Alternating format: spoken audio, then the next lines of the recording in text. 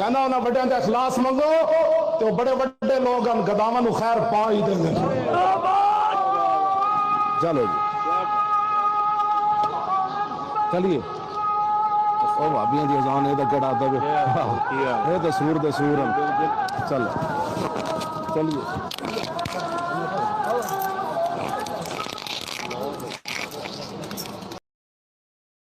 تو اب میرا ایک معصومانہ سوال ہے، اگر یہود و نصارہ کی بچیوں کے ساتھ نکاح ہو سکتا ہے تو سنی کا شیعہ کی بچی کے ساتھ اور شیعہ کا سنی کی بچی کے ساتھ کیوں نہیں ہو سکتا؟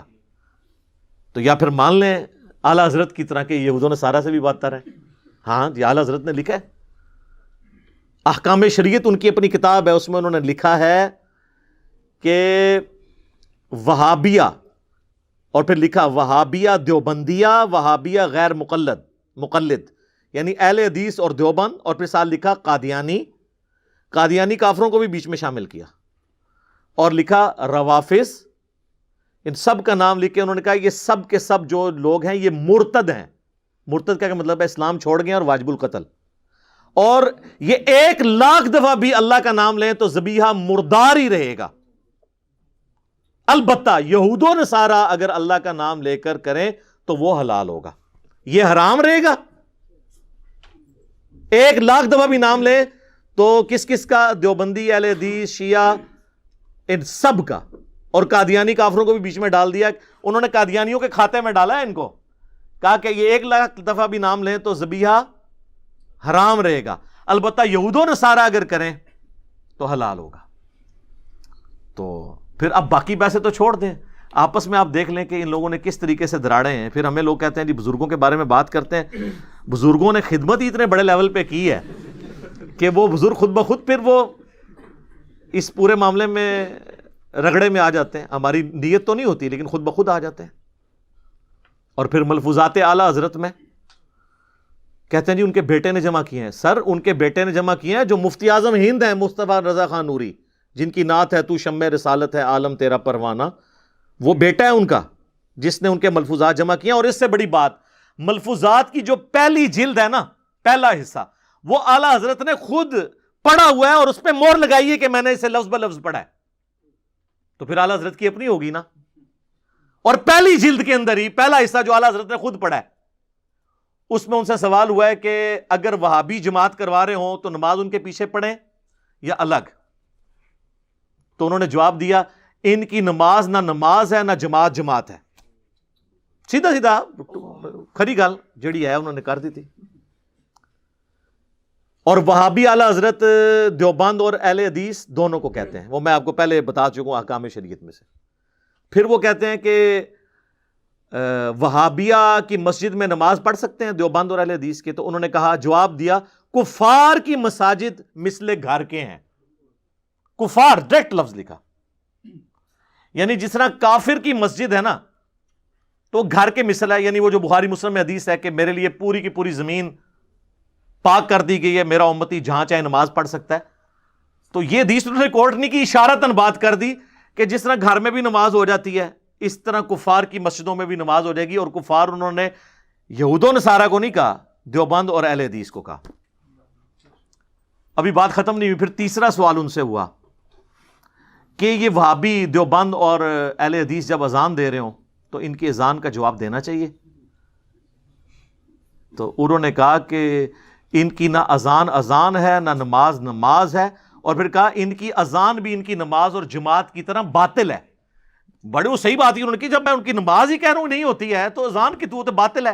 البتہ جب اذان میں اللہ اور اس کے محبوب صلی اللہ علیہ وآلہ وسلم کے مبارک نام آئے تو آپ عز و جل یا جل جلالہ یا صلی اللہ علیہ وآلہ وسلم کہہ سکتے ہیں. باقی نہ ان کی اذان ہے نہ نماز ہے نہ جماعت ہے. بات ہی ختم کر دی. یہ ہے بزرگان دین کی خدمات. جب ہم ہائی لائٹ کرتے ہیں تو کہتے ہیں نہیں ہم سب ایک ہیں، کوئی مسئلہ نہیں ہے. تو انجینئر صاحب ویسے اختلافات، سر ایک ہیں تو پھر بتائیں کہ ہمارے بزرگوں نے جو کام ڈالا ہے یہ کام ان لوگوں نے ڈالا تھا، ہم ان سے لانے برات کرتے ہیں. پھر ہم یہاں تک نہیں رہیں گے، پھر ہم اگلی بات کریں گے کہ جنہوں نے کام ڈالا تھا اور لوگوں کو کافر کہا تھا تو اب وہ جن کو کہا وہ تو نہیں تھے، تو پھر کافر کون ہوا؟ کہنے والا. تو یہ کون کہے گا کہ ہمارے بڑے بزرگ جو ہیں وہ کافر ہیں؟ تو ہر صورت میں پھنسیں گے. اور یہ میں بار بار اس لیے باتیں ہائی لائٹ کرتا ہوں تاکہ آپ کو پتہ چلے کہ وہ جو ہمارے پچھلے دنوں ہمارے ایک بابا جی جو فوت ہو گئے ہیں، اللہ تعالیٰ ان کی غلطیوں سے درگزر کرے، تو وہ انہوں نے مرنے سے کچھ عرصہ پہلے ہی 9 نومبر 2020 کو انہوں نے بادشاہی مسجد جو دیوبندیوں کے پاس ہے اس کے باہر مزار اقبال کے اوپر تقریر کرتے ہوئے جب مغرب کی اذانیں شروع ہوئیں تو انہوں نے کہا چلو جی اٹھو جی، انہاں دی کیڑی گل ہے، یہ تو سوراں دے سور نے یعنی ان کی اذان تو اذان ہے ہی نہیں ہے۔ تو وہ کہتے ہیں ڈبنگ ہو گئی یہ تو اعلیٰ حضرت کی تو اپنی کتاب میں لکھا ہوا ہے جو انہوں نے لفظ بلفظ پڑھی ہے، تو اعلیٰ حضرت تو ان سے بڑی ہستی ہیں، انہوں نے تو اس سے بڑی بات کر دی ہے۔ کہنا انہاں بڑیاں دا اخلاص منگو تو بڑے بڑے لوگ ہم گداواں نو خیر پا ہی دیں گے۔ چلو جی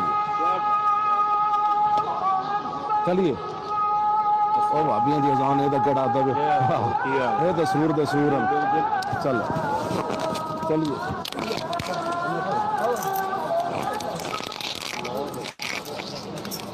اور سر یہ مولویوں کو سلام ہے، اتنی موٹی گالی کو مولوی دے سکتا ہے، سوراں دے سور۔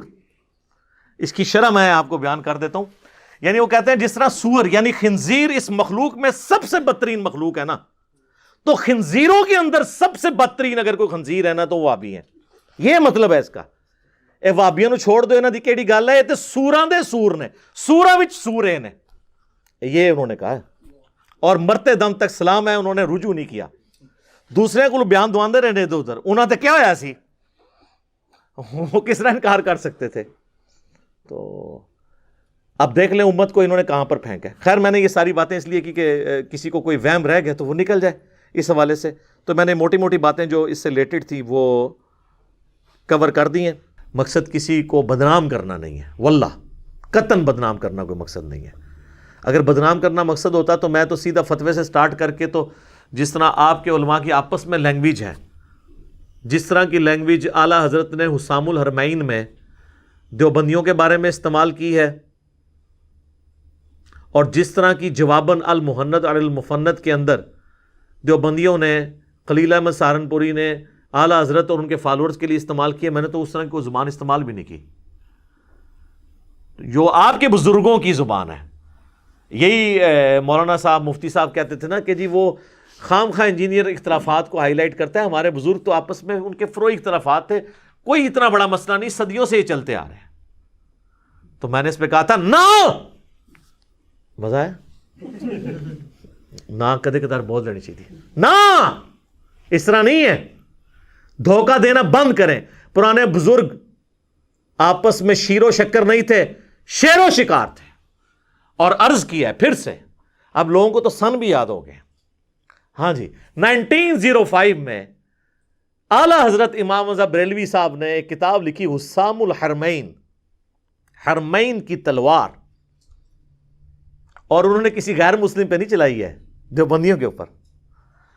اس میں انہوں نے 4 علماء دیوبند اور 5ویں غلام احمد قادیانی دجال کے اوپر کفر کا فتویٰ لگایا، اور بات کو کنکلوڈ کرتے ہوئے انہوں نے لکھا کہ یہ تمام علماء اور ان کے ماننے والے اور ان کے کفر میں شک کرنے والے بھی کافر ہیں، اس پہ اجماع ہے، یہ بالاجماع مرتد ہیں۔ یعنی بریلوی یعنی اگر دیوبندیوں کے بارے میں بات کر رہے ہیں کہ جی اپنے بزرگوں کے بارے میں شک کرنے والے، ان کو تو یقین ہے کہ بزرگوں نے کچھ نہیں کیا، تو کروڑوں دیوبندیوں کو فارغ کر دیا احمد بریلوی صاحب نے۔ شیر و شکار، یہاں پہ یہ شیر تھے اور شکار تھے دیوبندی۔ اس کے جواب میں دیوبندیوں نے کتاب لکھی المحند علی المفند، کہتے ہیں ہمارے بزرگوں کی تو زبان بڑی میٹھی ہوتی تھی، المحند ہند کی تلوار، علی المفند ایک پاگل سٹھیائے ہوئے بابے پر، کسے کہا؟ احمد بریلوی صاحب، کروڑوں بزرگوں کے امام۔ یہ کہتے ہیں بزرگوں کا ادب نہیں کرتے، آپ دوسروں کے بزرگوں کا ادب نہیں کرتے ہیں، المفند کہہ کے انہیں پکارتے ہیں۔ اس میں لکھا کہ احمد بریلوی اور ان کی جماعت ایک شیطانی لشکر ہے جو علماء دیوبند رضی اللہ عنہم پر حملہ آور ہو گیا ہے، 14ویں صدی کے علماء کو رضی اللہ عنہم، جیسا کہ شیاطین حملہ آور ہوتے تھے انبیاء پر۔ دیکھو کڈی کڈی نسبتاں ملاندے نے، اور یہ صرف ان کا آپس کا مسئلہ نہیں ہے۔ المحند میں انہوں نے آگے چل کر اہل حدیث کے بارے میں لکھا ہے کہ یہ وہابی جو ہیں، محمد بن وہاب صاحب اور ان کے فالورز، یہ خوارج کی ایک جماعت ہے۔ آج ویسے یہ سعودیہ سے ریال کھانے کے چکر میں ایک پلیٹ فارم پہ آئے ہوئے ہیں، ادروائز ان کے بزرگوں نے المحند سے بھی بہت پہلے، المحند میں تو انہوں نے ریفرنس کوٹ کیا فتاوی شامی رد المختار کا کہ ابن عابدین شامی نے ان کو ڈکلیئر کیا کہ خوارج کی ایک جماعت ہے. تو خارجی کہتے ہیں، اہل حدیث کو بھی خارجی، بریلویوں کو بھی فارغ، سب ایک دوسرے کو فارغ. اور لوگ کہتے ہیں جی انجینئر آ کے اختلافات کو بھڑکاتا ہے. سر میں نے کہاں سے بھڑکایا؟ یہ تو سب کچھ آپ کے بزرگ کر کے گئے ہیں. پھر کہتے ہیں گندی مکھی ہے گند پہ بیٹھتی ہے. ہاں مجھے انہوں نے کہا گندی مکھی ہے اور مکھی گند پہ بیٹھتی ہے. میں تیار ہوں جناب، بس صرف یہ بھی سال بتا دیں یہ گند پھیلایا کس نے تھا. آپ پورا جملہ کریں کہ انجینئر صاحب وہ گندی مکھی ہیں جو ہمارے بزرگ جن کو ہم رضی اللہ عنہم کہتے ہیں ان کے گند کو صاف کر رہی ہے. تو میں گندی مکھی بننے کے لیے تیار ہوں کہ گند آپ کے بزرگوں کا تھا. تو جب آپ کے بزرگوں کا گند میں صاف کر رہا ہوں تو پھر بزرگ کسے ماننا چاہیے؟ جو گند کر کے گیا یا جو صفائی کر رہا ہے؟ مجدد نہ مانیے گا مجھے، نا نا نا نا نا، یہ کام نہیں کرنا. تو ہم یہ چیزیں ہائی لائٹ اس لیے کرتے ہیں کہ جب تک بابوں سے دستبردار نہیں ہوتے نا اور کتابوں کے ساتھ نہیں جوڑتے، اور صرف ان بابوں سے جڑیں جو کتابوں کو حق مانتے ہوں، جن کتابوں کی بنیاد پہ انہوں نے عزت اویل کی تھی. کہتے ہیں یہ بزرگوں 1400 سال میں اور کسی کو دین سمجھ نہیں آیا. یہ کب ہم نے کہا ہے؟ ہم نے کہا 1400 سال سے جو دین آپ بتا رہے تھے نا کتابوں میں، وہ جو آپ کو کتابیں دیتے رہے نا وہ خود بھی اس پہ عمل نہیں کرتے تھے. کہتے ہیں بزرگوں کی نسبت سے کتابیں آپ تک پہنچی ہیں. تو ان کے بزرگوں نے چٹیے تو سب تو پہلے تو میں پرنٹنگ پریس والوں کو چاٹوں گا نا، جن کی پرنٹنگ پریس پہ یہ قرآن اور بخاری مسلم چھپے ہوئے، وہ تو ہیں غیر مسلم گورے. کہیں گے نہیں وہ ٹرانسفر کیا ہے انہوں نے، آپ نے دیکھنا کتاب کے اندر کیا لکھا ہوا ہے. تو سر آپ کے بابوں نے بھی ٹرانسفر کیا ہے، اگر وہ خود اس پہ عمل نہیں کرتے رہے. اور خود آپ یہ مانتے ہیں کہ بریلویوں کے بزرگ جو ہیں وہ قرآن و سنت پہ نہیں چلتے رہے، اور بریلوی آپ کے بزرگوں کے بارے میں مانتے ہیں کہ وہ قرآن و سنت پہ نہیں چلتے رہے. اسی طرح ہے نا. تو جب اسی بات کو میں کمبائنڈ فارم میں کر دیتا ہوں تو مجھے کس چیز کی گالیاں؟ 99 قتل تو تسی بھی کیتے رہے، 99 قتل تو آپ نے بھی کیا نا. اپنے سوا ہارے کو کہا نا گمراہ. میں نے کہہ دیا آپ کے بزرگوں نے بھی یہ گمراہیاں پھیلائی ہیں، تو میں نے ایک ہی کر کے سینچری پوری کی ہے تو میں مجرم ہو گیا ہوں. یہ تمام مکاتب فکر کے علماء اپنے علماء کی میٹنگ کال کر کے ہمیں ریٹرن میں فتویٰ دیں کہ یہ ایک دوسرے کو مسلمان سمجھتے ہیں. میں بار بار کہہ رہا ہوں یہ اپنے آپ کو مسلمان ایک دوسرے کو نہیں سمجھتے، خود اپنے آپ کو جنتی فرقہ اور مسلمان سمجھتے ہیں. کئی علماء نے جرأت کیا نہیں ہم سمجھتے ہیں جی. میں نے کہا نہیں اس طرح نہیں، آپ کو طریقہ بتاتے ہیں، وہی فقہ حنفی کا ہیلے والا طریقہ کہ آپ یہ لکھ کے دیں کہ ہمارے سوا جتنے مکاتب فکر ہیں، یعنی بریلوی لکھیں کہ دیوبندی، اہل حدیث، شیعہ، یہ سارے فرقے جن جن عقیدوں پہ قائم ہیں، انہی عقیدوں کے ساتھ موت اگر ان کو آئی تو آخرت میں ایک نہ ایک دن اپنا عذاب بھگت کے جنت میں چلے جائیں گے. اون لو بکو مولوی لکھ کے دبے. اور میرے پاس ایک دیوبندی مفتی صاحب آئے جو ویڈیو سن کے انورٹڈ کاما میں گمراہ ہو چکے ہیں.